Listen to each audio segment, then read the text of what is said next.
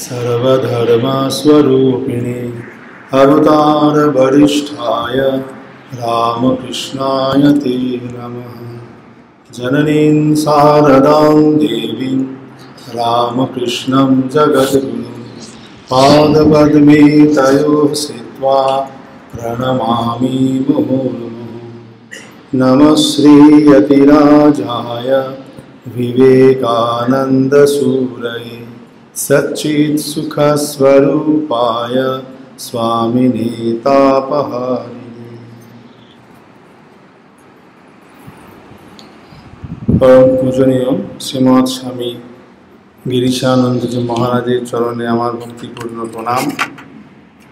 और एखाने उपस्थित श्री श्री ठाकुर और मायेर सन्तान भक्तमंडली प्रत्येकके जानाई आमार सश्रद्ध नमस्कार। आज এই রামকৃষ্ণ মিশন কল্যাণীর 1 বছর পূর্ণ হলো। গত বছরে 2023 সালের এই রথের দিনই শুরু হয়েছিল রামকৃষ্ণ মিশন কল্যাণী রথযাত্রা। যদিও রামকৃষ্ণ সেবা সংঘ নামে এইটির সেবা কার্য শুরু করেছিলেন তারা 1969 সালে। তখন থেকে এতদিন পর্যন্ত চলার পর 1 বছর আগে এটি রামকৃষ্ণ মিশনে অ্যাপ্লিকেশন হয়, অর্থাৎ 1 বছর অতিক্রান্ত। এক জায়গায় পড়েছিলাম যে সেখানে বলছেন যে জগন্নাথ দেবের রথ চলছে, পুরীতে জগন্নাথ দেবের রথ যখন চলে বলে নাকি যে কোনো বাড়িতে যদি আঘাত লাগে বা কোনো দেওয়ালে তা সেই দেয়াল ভেঙে দেওয়া হবে, কিন্তু রথ পিছবে না, রথ এগিয়ে যাবে। সেই দেওয়াল বা কোনো বাড়ি পড়লেও বাড়িকেও ভেঙে দিয়ে রথ এগিয়ে যাবে, অর্থাৎ কোনো রকম বাধা বিঘ্ন কিছুই তার রথকে আটকাতে পারে না। শ্রী রামকৃষ্ণ সংঘরূপ এই রথ দুর্বার গতিতে তেমনভাবেই এগিয়ে চলছে। আর এই রামকৃষ্ণ মিশন কল্যাণীতে সেই রথেরই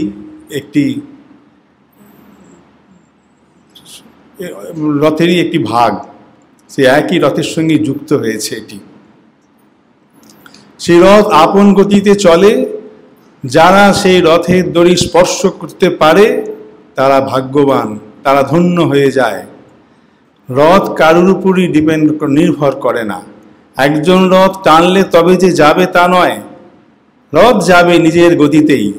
যে সেই রথের দড়িতে হাত দিতে পারবে, তার নিজের শক্তি সেখানেতে সংযোজন করতে পারবে, তারা ধন্য হয়ে যাবে, তারাই ধন্য হয়ে যাবে, রথ ধন্য হবে না। ঠিক তাই রামকৃষ্ণ সংঘেও ঠিক তাই। এই রামকৃষ্ণ সংঘরূপ রথে একভাবে সেই রথ চলছে। আমরা প্রত্যেকেই সেই রথের ধড়ি ধরার সুযোগ পেয়েছি এবং তার জন্য আমরাই ধন্য হয়ে যাচ্ছি, আর আমরা ধন্য হব। রথ তার আপন গতিতে চলবে, আমাদের জন্য তার কিছুই পরোয়া করে না। তো আমাদের এই শ্রীরামকৃষ্ণ মিশন কল্যাণীর যাত্রাপথ শুরু হওয়ার পর থেকে একে একে যতটা পারা গেছে এরকম বা মিশনের কার্য প্রণালী শুরু হয়েছে এবং কার্যক্রম চলছে। তার মধ্যে যেমন সৎ প্রসঙ্গ চলে, প্রায় প্রত্যেক মাসেই আমাদের কোনো না কোনো মহারাজরা আসেন এবং এখানে সে ভক্তদের বিভিন্ন ধরনের সৎপ্রসঙ্গ করেন, আর আমরাও তাতে আপ্লুত হই। এছাড়াও রয়েছে মাতৃপূজা, দ্বিপাক্ষিক মাতৃপূজা। স্বামীজির শিবজ্ঞানে জীব সেবার উপর ভিত্তি করে প্রতিষ্ঠিত এই সংঘ, সেই জন্য আমাদের এখানেতেও এই মাতৃপূজা হিসেবে, মাতৃপূজা মানে এটি কোনো রকম শুধুমাত্র যে ফুলচন্দন দিয়ে পূজা তা নয়। স্বামীজি বলেছিলেন যে শিবজ্ঞানে জীব সেবা, অর্থাৎ শিবের যেমন বেলপাতা দিয়ে পুজো পছন্দ, নারায়ণের যেমন পছন্দ তুলসী পাতা, তেমনভাবেই দরিদ্র নারায়ণের জন্য দরকার, তাদের যেমন যেমন দরকার, রুগী নারায়ণের জন্য চিকিৎসা আর ক্ষুধার্ত নারায়ণের জন্য খাবার। তো ঠিক সেই রকম ওইভাবেই আমাদের এখানে তো শুরু হয়েছে দ্বিপাক্ষিক মাতৃপূজা।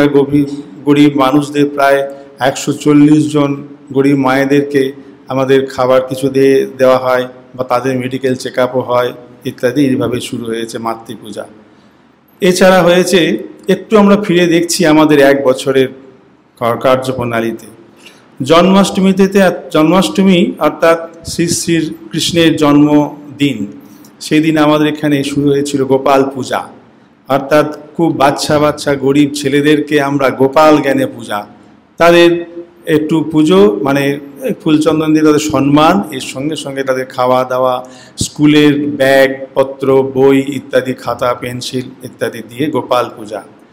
শ্রী শ্রী দুর্গা অষ্টমীতে কুমারী পূজা, দরিদ্র মায়েদের বাচ্চা মেয়েদেরকে তাদেরকেও ঠিক ওই একইভাবে ওই কুমারী পূজা হিসেবে সেবা। তারপর শীতে দরিদ্র মানুষদের কম্বল বিতরণ এবং গরিব মানুষদের শাড়ি বা ধুতি বিতরণ। প্রায় 500 জন মানুষকে কম্বল বিতরণ করা হয়েছিল। আবার শাড়িও এরকমভাবে 500 জনের উপর মায়েদেরকে দেওয়া হয়েছে। এবং তাতেও আমাদের পয়লা বৈশাখেও আরেকবার দেওয়া হয়েছে, 2বার বস্ত্র বিতরণ হয়েছে। এছাড়া বিনামূল্যে চিকিৎসা প্রদান, আমাদের এখানে একটি দাতব্য চিকিৎসালয় রয়েছে, সেখানেতে ডাক্তারবাবুরা এসে বসেন এবং তারাও বিনামূল্যে সেবা দেন। তাদের সমস্ত কাজ তাদের নিজে করে এসেও এখানেতে রামকৃষ্ণ মিশন এই তার সেবা দিয়ে তার নিজেরাও ধন্য হন। তো তাদের সহৃদয়তার জন্য অনেক মানুষ সেবা পায়। এবং শুধু তাই নয়, এখানে এসে যেমন তারা সেবা দেন, আবার এছাড়া আমাদের শুরু হয়েছে একটি ভ্রাম্যমাণ চিকিৎসা পরিষেবা। সেখানেতে আমরা গ্রামের মধ্যে প্রায় এখন 3টে সেন্টার আছে আমাদের, সেখানে গিয়ে দরিদ্র মানুষদের চিকিৎসা করা হয়। সেটাতেও ওই ডাক্তারবাবুরা আমাদের যথেষ্ট হেল্প করেন, তিনি সেবা দেন তারা। তাদের সব বিনামূল্যে ঔষধ প্রদান করা হয় এবং চক্ষু চিকিৎসা, চক্ষুর পরীক্ষা, যাদের প্রয়োজন চশমা দেওয়া, চশমা প্রদান এবং ছানি অপারেশনের জন্য ব্যবস্থা করে দেওয়া হয়। তারপর রক্তদান শিবির রয়েছে, ভক্ত সম্মেলন এবং ভলেন্টিয়ার সম্মেলন, স্বেচ্ছাসেবক সম্মেলন। তারপর রয়েছে যুব সম্মেলন। আর এছাড়া আমাদের এখানে স্বামী প্রভানন্দজির নামে 2টি প্রকল্প শুরু হয়েছে। একটি হলো স্বামী প্রভানন্দ শিক্ষাবৃত্তি, অর্থাৎ দরিদ্র ছেলেদের যারা হায়ার এডুকেশনের জন্য উচ্চ মাধ্যমিকের পরে পড়াশোনা করার জন্য খরচাপাতি জোগাড়ের ক্ষমতা নেই, সেই জন্য তারা করতে পারে না। এরকম ধরনের তাদের মান্থলি, যদিও খুব অল্প, মান্থলি 1000 টাকার হিসাবেতে আমরা একটা শিক্ষাবৃত্তি এখান থেকে দেওয়া হয়। এমন প্রায় এখন আপাতত 9 জনকে দেওয়া হচ্ছে। তাদের মধ্যে 2 জন MBBS করছে, একজন ইঞ্জিনিয়ারিং করছে এবং অন্যান্যরা গ্র্যাজুয়েশন বা মাস্টার্স করছে। এর সঙ্গে স্বামী প্রভানন্দ স্বনির্ভর প্রকল্প, তাতে এখানে সেলাই শেখানো হয় মায়েদের জন্য। সেটি গরিব মায়েদের প্রায় 15 জন এরকমভাবে এখন আছে, তাদের সেলাই শেখানো হয় বিনামূল্যেই, আমাদের এখানেই শেখানো হয়। তারপর ভার্মি কম্পোস্টের ট্রেনিংও দেওয়া হয়। এছাড়া রয়েছে একটি গ্রন্থাগার, সেখানেতে বই ব্যবস্থা আছে। এছাড়া ভাব প্রচারের জন্য রয়েছে বুকশেল। তাতে রয়েছে পল্লীমঙ্গলের আমাদেরই বিভিন্ন সেন্টার থেকে পাওয়া, তাদের দরিদ্র মানুষরা তারাই তৈরি করে সেই সব জিনিস, সেগুলিও এখানে বিক্রি হয়। পল্লীমঙ্গলের কিছু জিনিসপত্র এগুলিও রয়েছে। আরেকটি স্বামী প্রমেয়ানন্দজির নামে স্বামী প্রমেয়ানন্দ বুক ব্যাংক, যে সমস্ত ছেলেমেয়েরা ছাত্ররা তারা বইয়ের অভাবে পড়তে পারে না, এমন কিছু আছে, মাধ্যমিক পর্যন্ত তাদের জোগাড় হয়ে যায়, এরপর বইয়ের যেমন খরচ সেটিও সবসময় জোগানো যায় না। তো সেই বুক ব্যাংক থেকে আমাদের এখানে তাদের সাহায্যের জন্য বুক ব্যাংক একটা করা হয়েছে, তাতে দেওয়া হয়। এই সব এরকমভাবে আমাদের যতটা সম্ভব এই ভক্তদেরই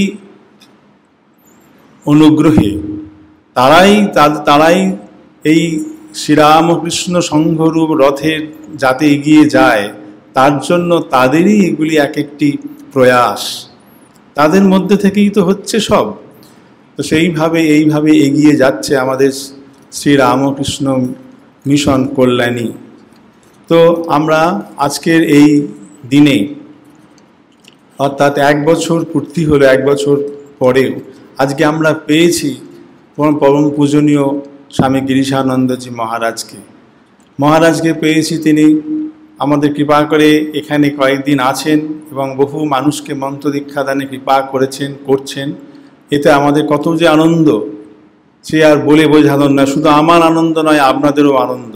সেই জন্যই শুনে আপনারাও এসেছেন।